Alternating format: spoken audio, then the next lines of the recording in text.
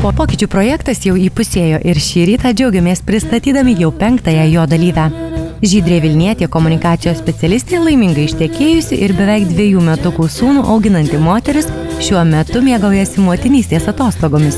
Tačiau namuose užsisėdėti Žydrė neketina, tad šiandien ji dalyvauja išvaizdos pokyčių projekte, kuris, kaip ji tikina, įneš į gyvenimą šviežią pavasario gūstį. Taigi, susipažinkime artimiau. Na, kaip ir kiekviena moteris periodiškai užsimano pokyčių, taip ir aš neišimtis. Nusprendžiau, kad jau laikas naujai šukuosenai, naujiems bateliams, naujai sakneliai, tai taip ir nusprendžiau užpildyti anketą ir patekau.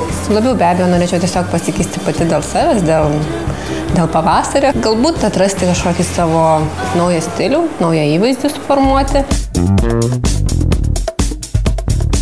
Tai, kad grožis ir sveikata prasideda nuo dantų ir šypsenos Žydrė neabejoja.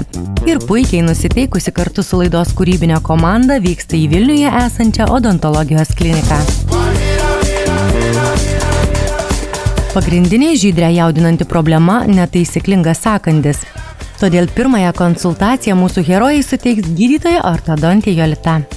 Turiu problemų su sąkandžiu, greičiausiai taip manau, nes dėl netaisyklingo sąkandžio skauda viršutinį gomurį dantų sukandant. Tai norėčiau tiesiog sužinoti, kokios galimybės tai pakoreguoti. Dėl didelio jūsų žandikaulių tarpusavio neatitikimo yra žalojantis dantų kontaktai, ko pasekoje jūsų gomurio gleivinė nuolat yra traumuojama.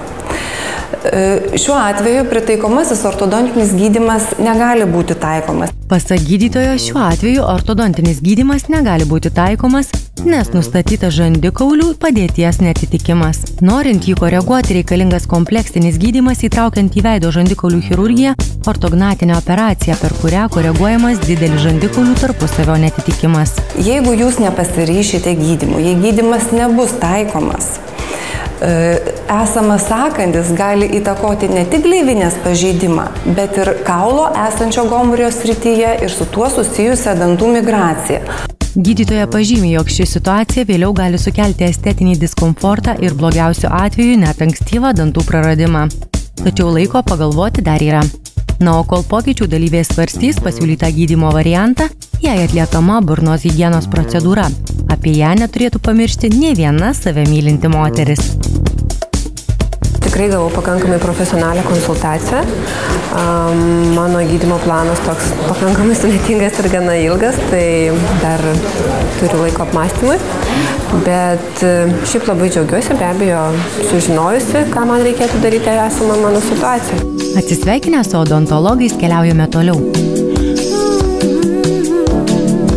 Medicinos diagnostikos ir gydymo centre Žydrės laukia pažintis su profesionale estetinės dermatologijos specialiste, kuri padės išspręsti dar vieną problemą atsiradusią taip pat dėl netaisyklingo sąkandžio. Ir kas paneigs, kad grožis prasideda nuo sveikų dantų. Kaip ir matot, yra iš tikrųjų įdubos. Smakriukas labai riečiasi, jį truputį reikėtų ir irgėt.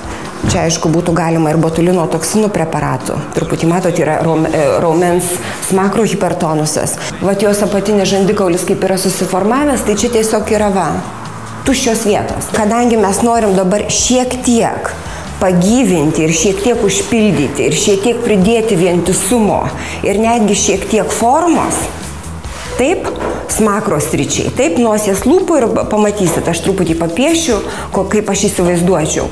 Tai be abejo, tai bus tikrai geriau. Estetinis vaizdas bus žymiai geresnis. Pacientė jauna, 32 metų, leisimės užpildus hialurono rūgšties. Hialurono rūgšties biologinis užpildas Žydrei leidžiamas injekciniu švirkštu su specialia kaniule.